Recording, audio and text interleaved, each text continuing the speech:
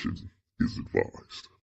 The following episode of Scary Parre contains graphic descriptions, disturbing subject matter, and real-life accounts of violence, crime, and trauma.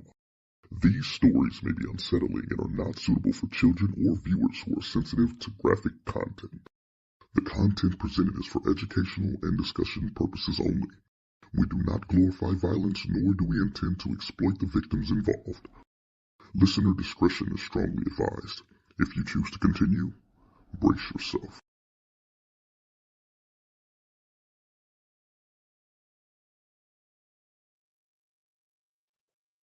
Good evening, everybody, and welcome back to the Scary Parre Podcast, where we just don't tell the story. We walk through the timeline, the evidence, the silence, the whispers, and the parts that just don't seem right.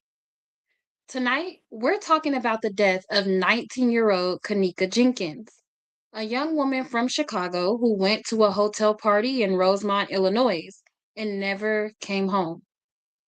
By the next day, she would be found dead inside a walk-in freezer at the Crowne Plaza Chicago O'Hare hotel. Police said it was an accident. Her family said something wasn't right. And the internet became its own courtroom. Tonight on Scary Parre, we're diving in. This episode contains discussions of violent crimes, manipulation, and murder. Listener discretion is strongly advised. We ask that if this content is becoming too much for you, we do ask that you remove yourself from the live. Come back when you're ready.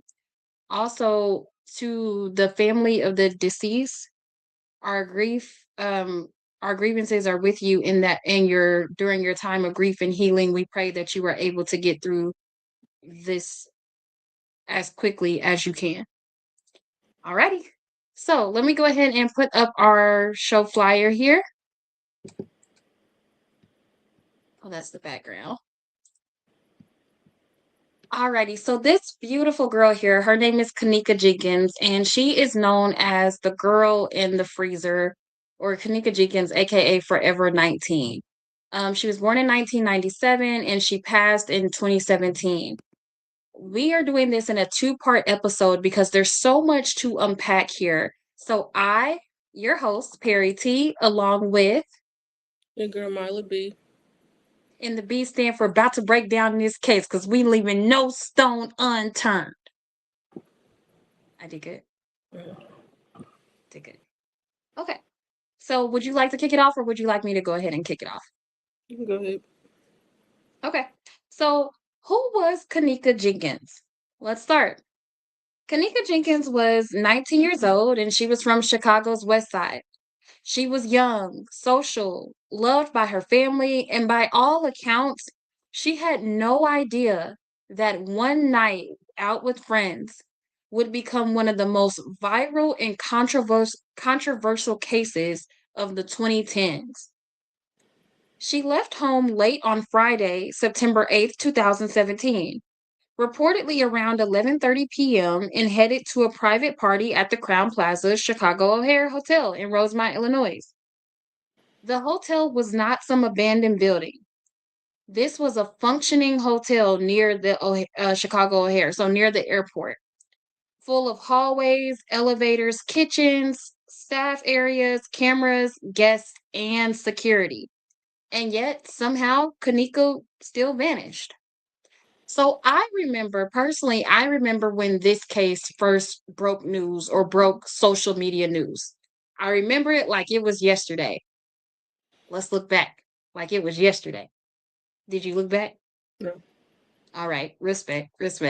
But I remember it like it was yesterday. And it was the year of was it 2016? It couldn't have been 2016. I think that date on that thing is wrong. Because it was 2017. Okay. So I remember it like I remember it because my best friend at the time, Markina, and shout out to her if she's viewing, me and her stayed up to 3:00 in the morning when this broke. We were looking at the evidence. We were looking at the TikTok videos. We were looking at the Facebook lives that was happening on. We were full throttle in full investigative mode because we all wanted to know how did she end up dead, for one? And it seemed like this took more precedence over her dying. How did she end up in the freezer? Mm-hmm. And it seems like that's what really had this case in a chokehold, was not because homegirl unfortunately passed. It was more so, how did her body end up in the freezer? How did she get there? How did she get from room A, where she was at, to freezer? You see what I'm saying? Mm-hmm. It was a lot. So let's talk about the hotel party. Okay. So according to Rosemont police, Kenneka arrived at the Crowne Plaza around 1:13 a.m. on a Saturday, September 9th. On Saturday, September 9th, to attend a private hotel room party. Now I see why my mama didn't let me go to them private hotel parties. Just Police later said they believed at least 31 people were inside the hotel room that night.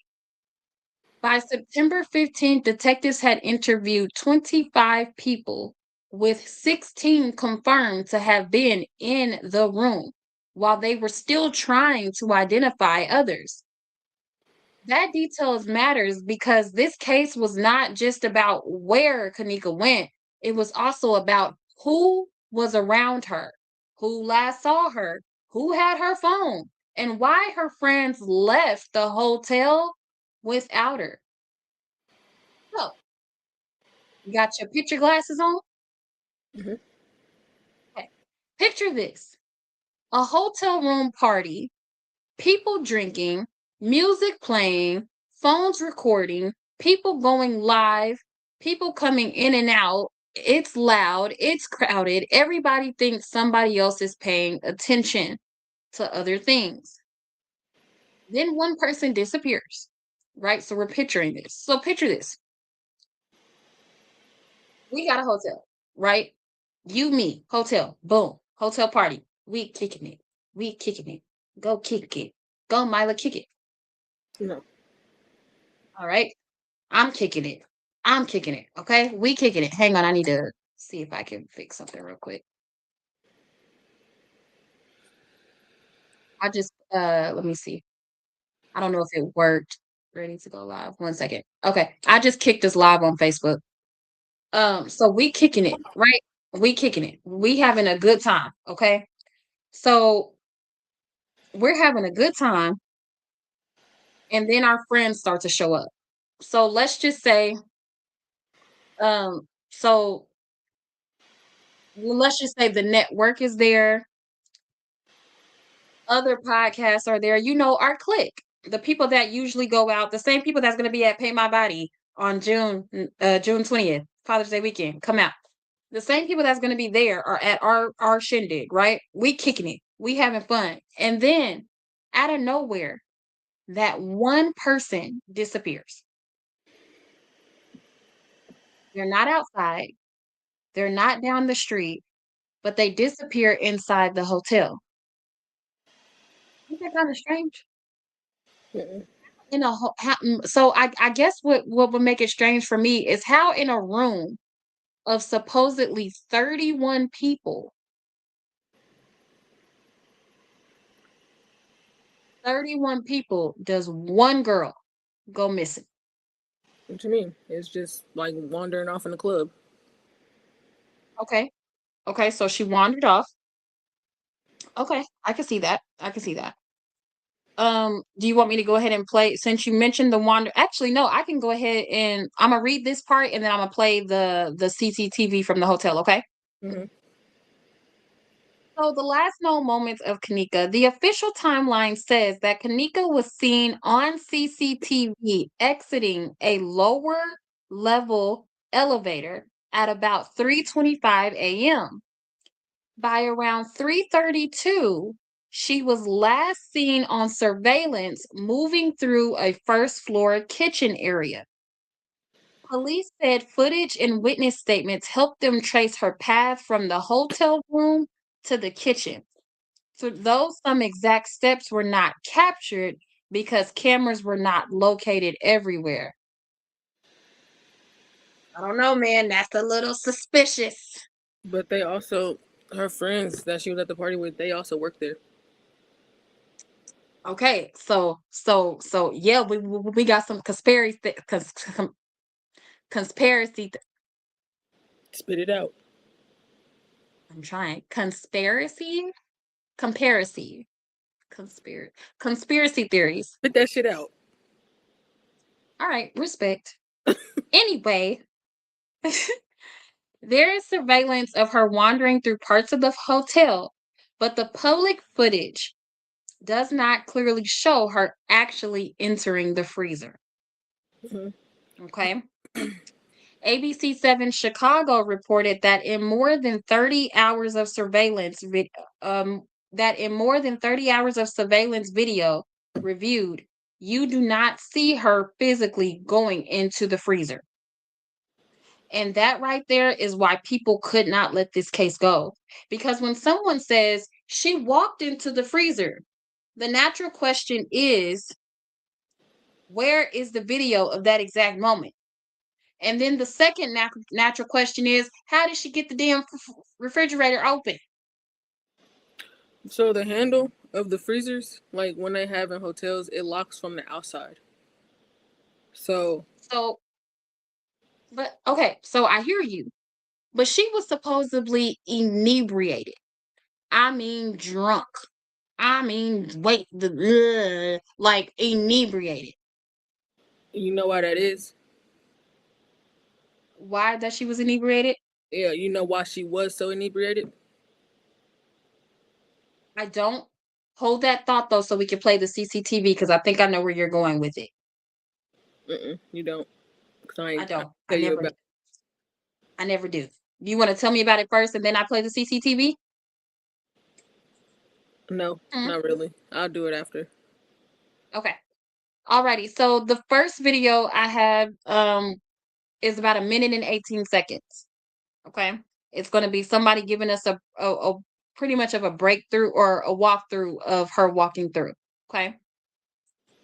At 2:25 we see Kenneka walking through this hall. About an hour later, Keela is seen walking the same route. Pay attention to him. Notice how he stays behind the pillar? Fact check me and go watch the footage.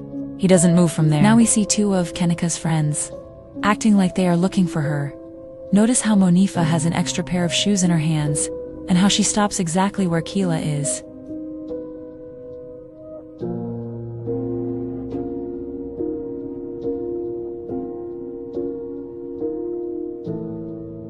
It's like she stops and talks to him for a sec. I'd like to remind you guys that Monifa and others who attended the hotel party used to work at this hotel and could easily know where cameras are located. Now look at this. Many people say that the two friends are carrying someone or something. The girl in blue will be walking backwards in a sec. People also say they edited footage from different parts of the night and merged them together to hide certain things. A little far-fetched, but possible.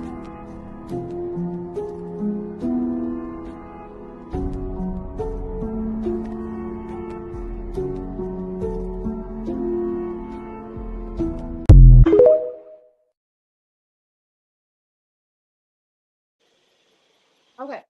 And then the next video is also a walkthrough. It's just about 23 seconds long. So let's take a look.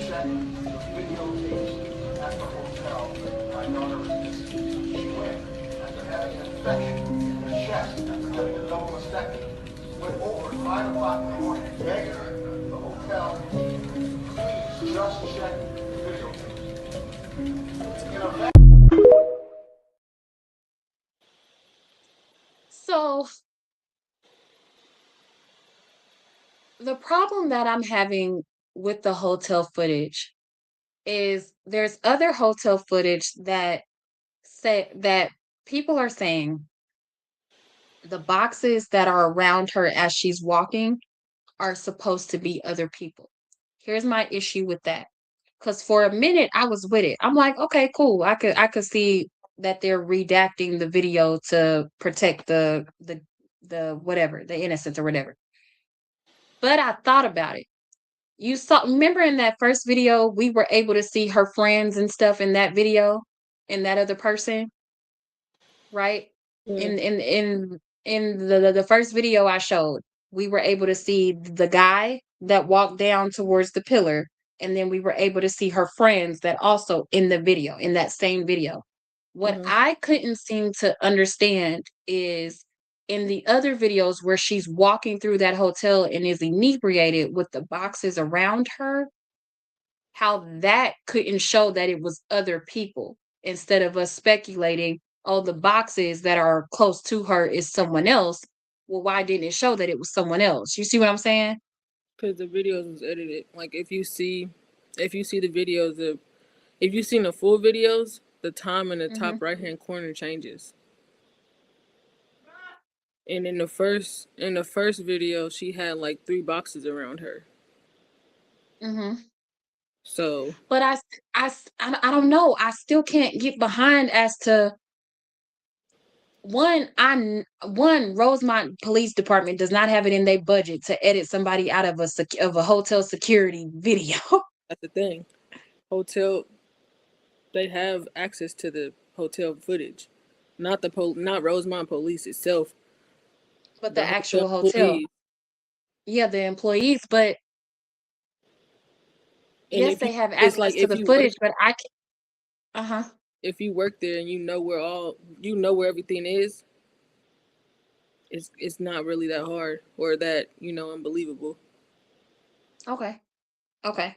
But I just I can't see it. Now at first when like I said, when I first dove into this case, I was able to say, okay, yes, those boxes are around her or are people or supposedly people, but I just can't right now with me re-digging into this case, I can't fully subscribe to the fact that somebody in the hotel knew how to redact people from a video of that magnitude. So you mean to tell me you're able to just zoom, take the people out the video? It's possible. Yeah. By all means, it's possible. I'm not saying it's not possible, but Especially if you have somebody who's tech savvy. it's okay. I can see that. Somebody who's tech savvy, video savvy, and knows how to do Like, that. I can see that. mm, Mhm. like I got somebody that taught me how to do that. So it's just like it's not hard if you learn it. Okay. Okay. Um, so let's get back to the party, right? So they had this party, and so police said there was at least 31 people inside the hotel room that night. They were inebriated. Um, as far as as far as the guests, they had been drinking, they had been smoking. It was a lot to play into this. You said you knew something about her being inebriated. So it's it's this drug called topramate, and if you take Mm-hmm. it with alcohol, you get disoriented, Mm. and it's not hard to get, especially if it's prescribed. Topramate is supposed to be for depression and Right. supposed to help with whatever mental state you got going on. So when Mm-hmm. you mix that together, it just it's an enhancement for alcohol. And so with that being said, they found that, you know, in autopsy in her Okay, I system. was just getting ready to ask, was that found in her autopsy or toxicology report? Hmm. Okay. Okay, so yes, that would make sense as to why she was so inebriated because when you're on those mental health medications, for instance, Latuda, Seroquel, Topamax, which is what you're referring to, lithium, taking alcohol on those does intensify the side effects of those, which most of the time, 9 times out of 10, the side effects is drowsiness. So Hmm. she was probably just like, fishing. I'm tired. Yeah. Like tired. She was probably tired. Um, so multiple news outlets described the release of the surveillance footage as showing Kenneka appearing disoriented, stumbling, ooh, almost fell, stumbling, bumping into walls, and moving along through the hotel. Time reported that the police believed she entered the freezer voluntarily. though the camera did not capture the freezer door moment itself. CBS News reported that Rosemont police released surveillance footage to Kenneka's mother and the Cook County Medical Examiner office.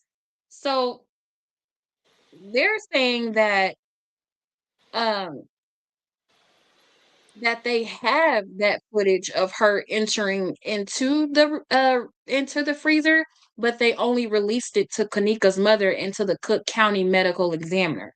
And the only reason why they released it to the medical examiner is because on that footage it had a timestamp. So at a timestamp of when she entered and from the timestamp of when the police came and got her, and the medical examiner was able to say, yes, she died in the freezer due to hypothermia because she was in there from X 24 hours. this long. Yes, she was in there for this long and this long. So they only released that. Dang, Timu is blowing me up. They only released that um to her mother and to the medical examiner. Okay. Let's kind of get into. Are you ready to get into that video? Mhm. Okay. Before we get into that video, let me read this disclosure again. This episode contains discussions of violent crimes, manipulation, and murder. Listener discretion is strongly advised. This episode, we have a video that may be SA triggering. If you feel triggered, please remove yourself from the live for about 5 minutes and then come back and partake in this discussion. However, the video we are playing is 1 minute and 2 seconds long. Just to give a brief overview, this is moments before Kenneka is leaving the room. Okay? What y'all can do?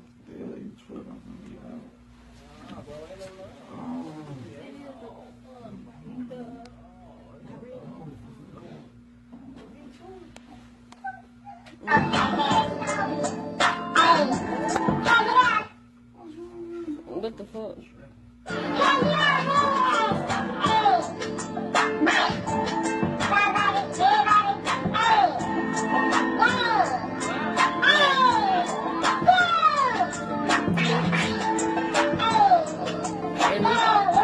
Anisha ain't hit me.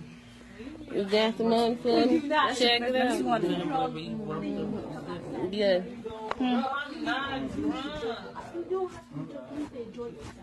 I am enjoying myself. I'm telling you.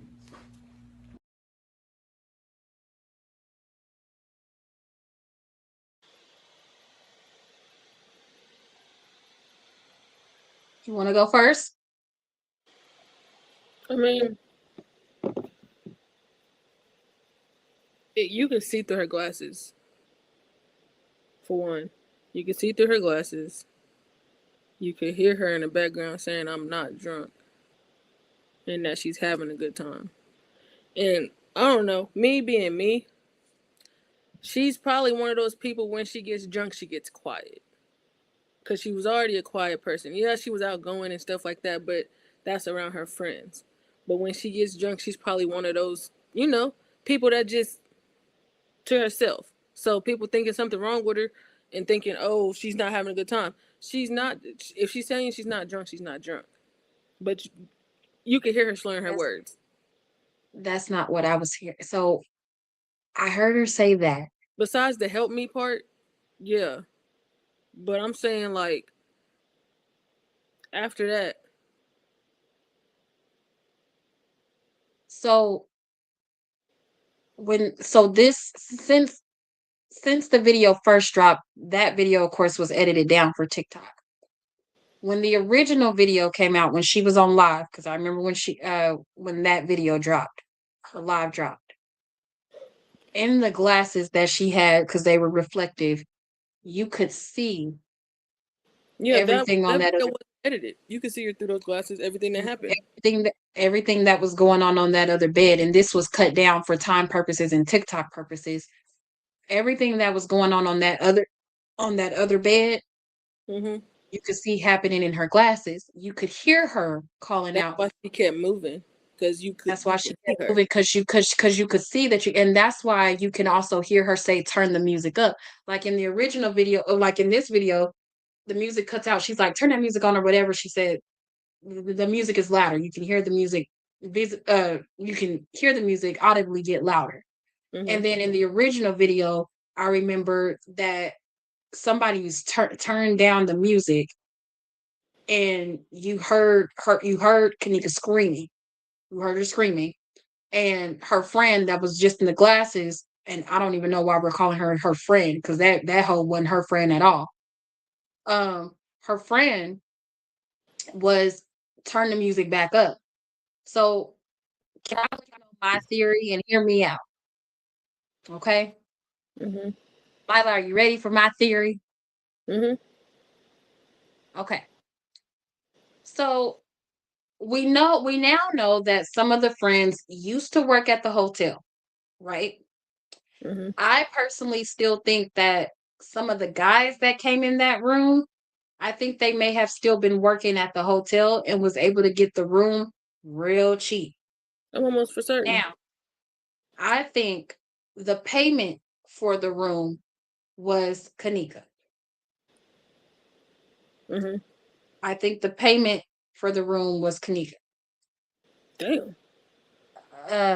Hang on, let me read your comment. I have to make your comment bigger. I'm sorry, I don't have on my glasses today. Give me 1 second. Now I'm gonna put it on the screen for you, my love. Shit. It's huge. I get sad every time I see her, because I remember that day like yesterday. I didn't talk to Kenneka much, but I do remember her being drunk, laying on the bed.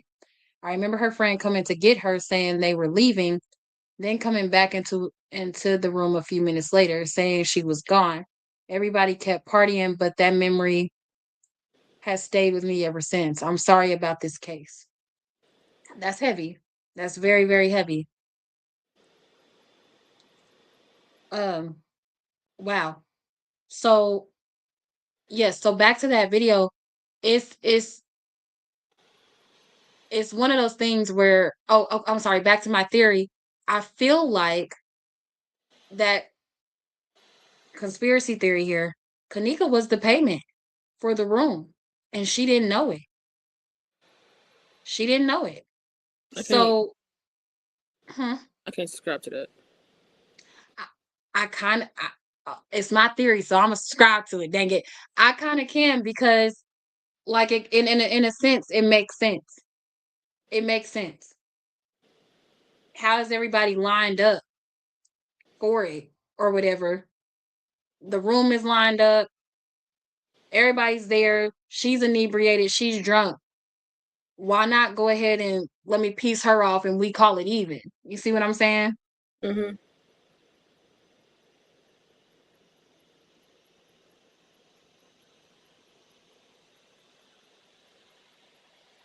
Interesting. Interesting. I thought so. I didn't think that at all. Interesting. And majority of the times when that happens, men don't like that. They don't like getting rejected. Yeah. Especially if it's in front of everybody. For sure. Yeah, especially in front of your homeboys, because then they gon' crack jokes talking about, aha, you can't pull shit. So yeah.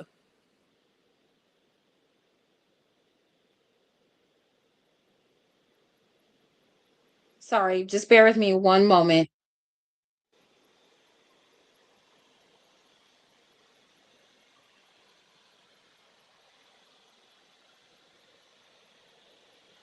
Sorry, I'm having a technical difficulty. Just give me one moment.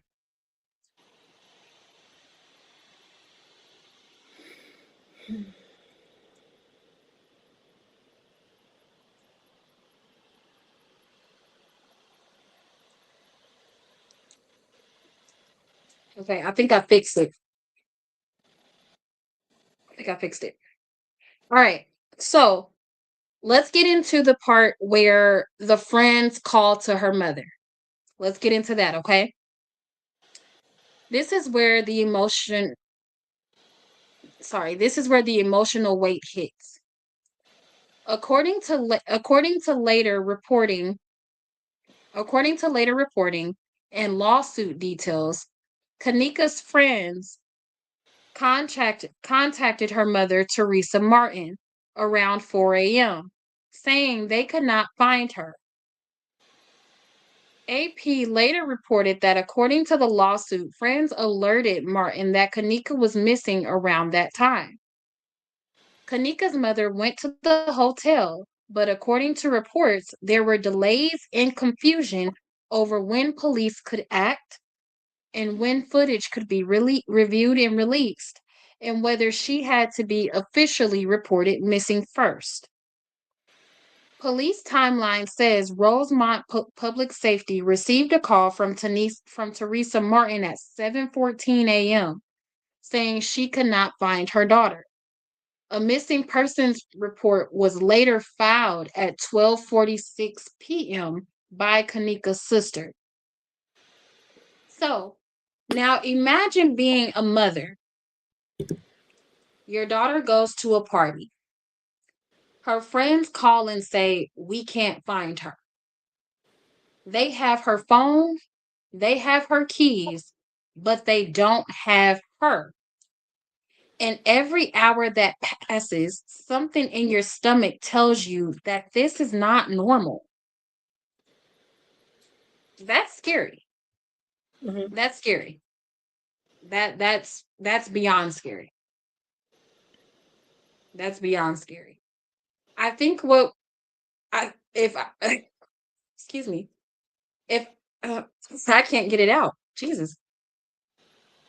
If I was a mother, I think what would be so hard for me to accept is that everybody else's child got to come home but mine. Yeah, I mean, Why was my I mean, honestly, she wouldn't have known.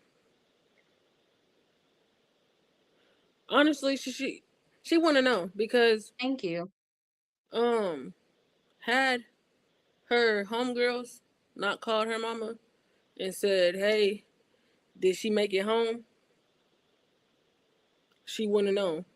Because they called her and was like, "Hey, we were just making sure, she came home or she made it home because she was drunk, like she was uberly drunk. So we was making sure she made it home." No, her mom said here, no, she didn't make it home. What time did she leave? She left at 3. No, she's not here. So honestly, if they wouldn't have called her, she probably wouldn't have known until later. And then my question is now, okay, so now I'm thinking like somebody that don't want to get caught. So did you call her to cover up some shit? Like let's just be honest about it. If I just did something, I just broke a jar, right? I break the jar. Ow, jar broke. It's not my jar. It's one of my mom's expensive jars. I just break it.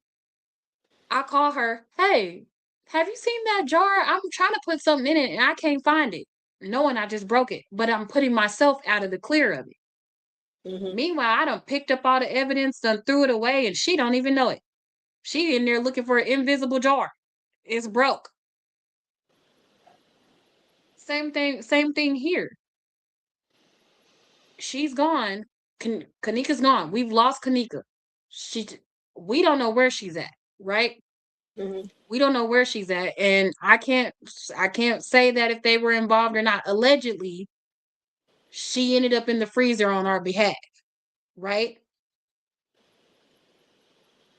They call her mama. So in my opinion, it's one of those things you calling the mom to clear your name. Well, she's not with me. Have Yeah. you seen her? That's wild. So it's crazy. I think it's one of those things where, like I said, and especially if that comment is completely accurate, if they called her mom 3 hours later, then that's definitely them figuring out what we do with the body. I mean, it's not so much of a what we do with the body. It's more so of a.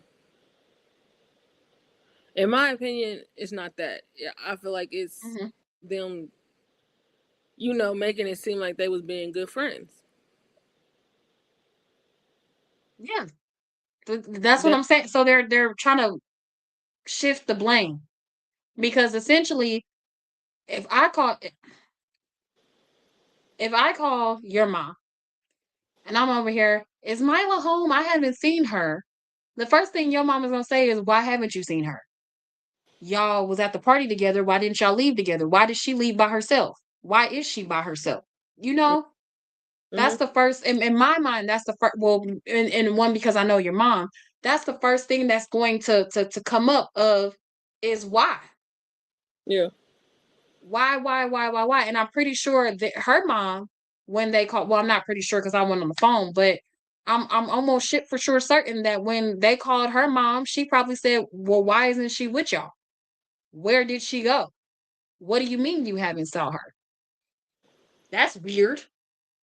Yeah. Yeah. So I'm trying to hold off on this on well, actually I can go ahead and we're gonna talk about the search because everything else is in part two.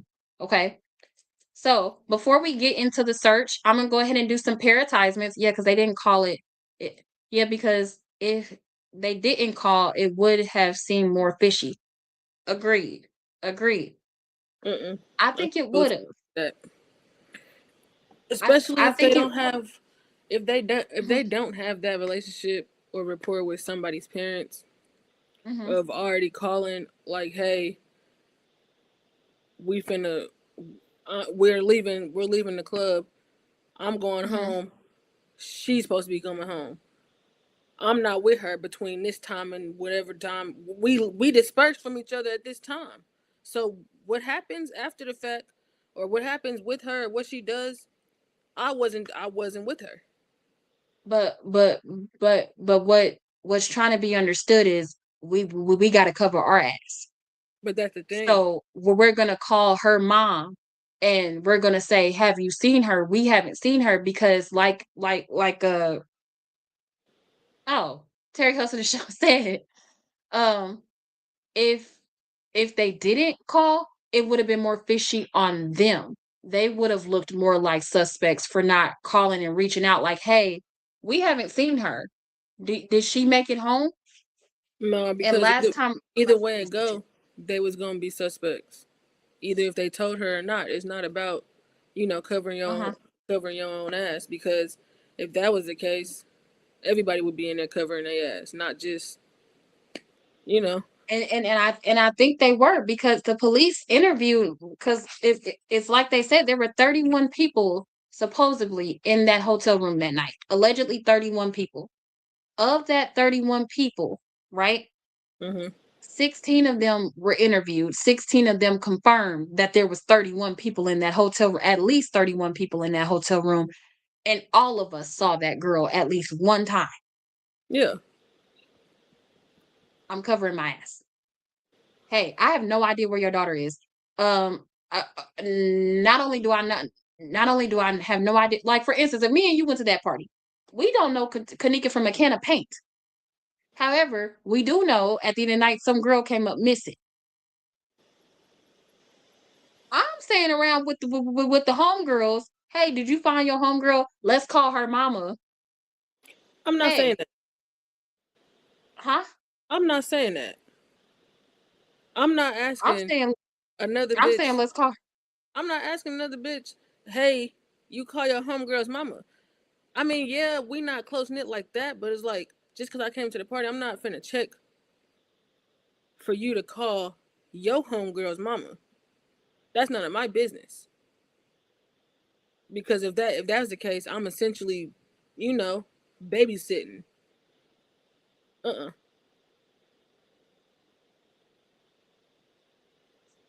I'm not. I don't know. I guess That's just like us going out with some random girls and just saying, "Hey, me and you best friends," and then we hang out with two other best friends. That's just like me asking one of the best friends, "Hey, you check on your homegirl in the bathroom?"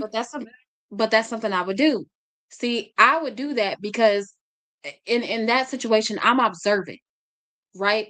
So me and you out, we done linked up with two people that we're not as like me and you are close, and we're like this with those other two girls, right? Hmm? but I'm observant of all four because we all went out. I'm noticing one of us four is not back from the bathroom, but she's closer to that other friend. Hey, have you checked on such and such recently since she went to the bathroom? Yeah, that's checking on her, but I'm saying I'm not telling her to call her mama. Well, yeah, if she's missing, I'm encouraging, hey, have you called somebody that knows her? Have you called her mama? Have you called her sister? Have you called shit? Have you called her teacher? Have you called somebody who knows the girl? Mm-hmm. Because she's just missing. At that point, I'm in full panic mode. I'm like, what we doing? We gotta find her. Put your Inspector Gadget glasses on. We gotta find her. Jinkies. Exactly. I'm not doing that for no random. But I get that. I totally understand. Not everybody would do that. I totally understand. I know you, Mila. I know you're not gonna do it. Not everybody's gonna do it. But I think that's just a personal perspective of who wants to do it. I think that's like a personal problem type of thing Yeah. where, yeah, it's like one of those things where And it's just like if you, you said, if what? I can't get it out, so it doesn't matter. It's just, I don't know. It's just like, I'm not doing that for no random, just for the simple fact of, if the police come and ask me what happened at night, this happened. I got here at this time. We linked up with these girls. I don't know them from a can of paint. I don't even know their last name. I don't know nothing about them for real like that. I just know they some cool girls to hang out with. This is our first time hanging out. And I had asked her if she checked on her homegirl because she was inebriated, like super drunk. And she went to go check. Yeah. I don't know what happened after Right. that. Okay, and you don't. You don't. Just like anybody else who this girl vanished on. We don't know what happened after she vanished. We was kicking it in the club or we was kicking it in the hotel room. Everybody was kicking it. We was drunk. We was, hey, get money. Fuck the niggas. Get money. We was doing all that. Right? We're right. We was boom. We was hitting all that. All right.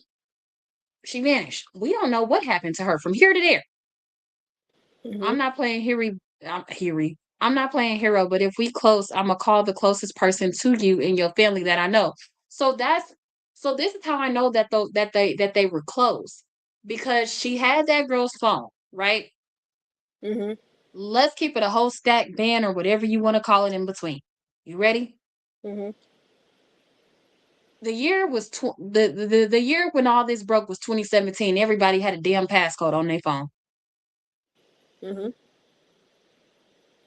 You get where I'm going with this? No. This is how I know they were close. You got a passcode on your phone. I know your passcode. I got a Mm-hmm. passcode on my phone. You know my passcode. Mm-hmm. Right? Right. Her friend Irene, ain't that your friend? Ain't that your friend? Go find her. Mm-hmm. Had the passcode to her phone and was able to call her mom. She called the person, the closest person to her because she was close to her. You ain't gotta have your password to do that. You can tell Siri, "Hey Siri, call my mama." Wait, keep it cool. Keep it cool. Keep it cool. Keep it cool. Cause that's what I do. I don't unlock my phone. I'll sit this phone right here, and Mm-hmm. yeah. Sometimes if you pick it up and do it, but no, if you sitting this shit down, hey Siri, But call. I don't remember. And I'm sorry to cut your knowledge off. I don't remember 2017 iPhones being able to pick up another voice other than yours. Now they can do that. I don't remember 27. I promise you, 2017 iPhone still had the home button. So I know you had to press and hold for Siri to get there. Mm-mm. Like I do not remember them being able to just a voice activate. I believe that was an update. And the only reason I know that is because somebody I still fuck with has the home button. And I don't whenever I have it no use, more. not talking about you. Whenever I use her phone to call whoever, I don't gotta press that home button. Yes, but listen, that's a that's an iOS update feature, right? Since 2017, there has been approximately 19 updates to iPhone and more But that's what I'm saying. updates to the iPhone. She still has the home button. No, you're not. We're not understanding each other. So what I'm saying is systemly inside her iPhone, so the 2017 version iPhone she's got it updated to a newer updated version. The iOS update. Mhm. That's how you're able to press and hold or haze or whatever. But I know 2017 iPhones, because me and Markina used to play that all the time. I used to try to act like her and try to do, I remember that. I need to check on Markina. Markina, if you watch it, call my line, girl. I miss you. I need to check on you. But yeah. You get what I'm saying? I'm gonna let you have it. All right. Respect. Respect. Okay. Let's go ahead and let's get into the search. Oh, before we get into the search, let's get into some paratisements.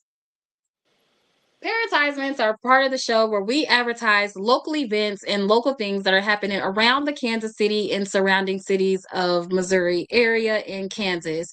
This is paratisements. Yay! Did you clap? Good job. Good job. Focus, focus, focus. Alrighty. Our first paratisement, just one moment. My computer's glitching. Oh no. Why can't it?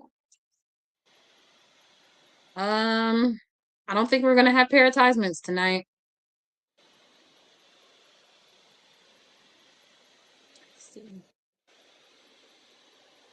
It is StreamYards is not letting me.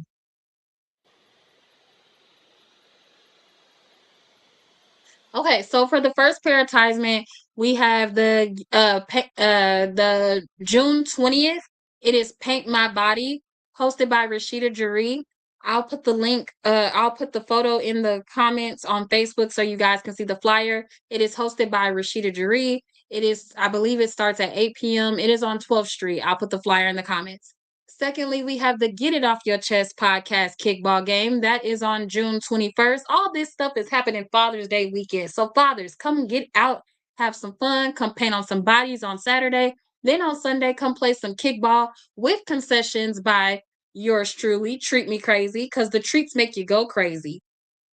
Alrighty. I can't even. Whole computer's frozen. Okay. I don't know what happened.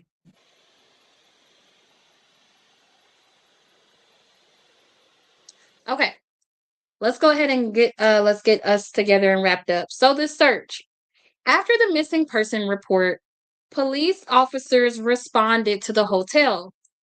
According to the Rosemont timeline, initial searches and information did not determine whether Kenneka had left the hotel. Later, around 8:29 p.m., officers returned to the hotel as more CCTV was reviewed, and searches continued through the night.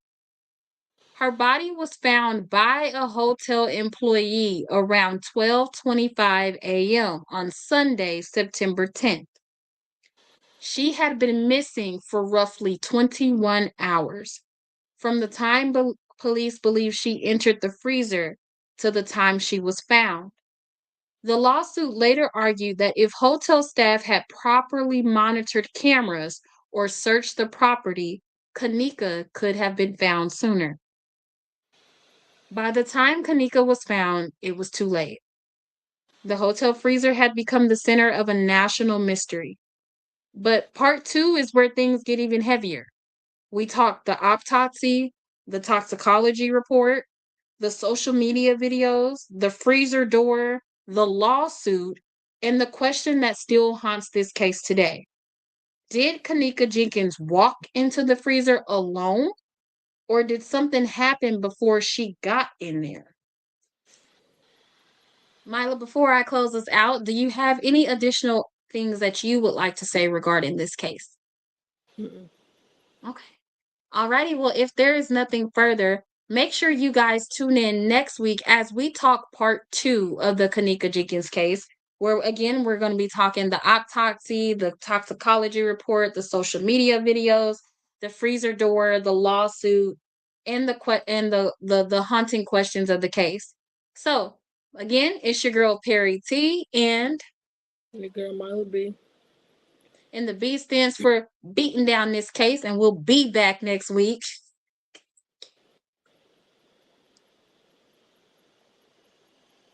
No? All right, my bad. Respect. All righty, until next time, you guys have a wonderful night, and we're out. Bye.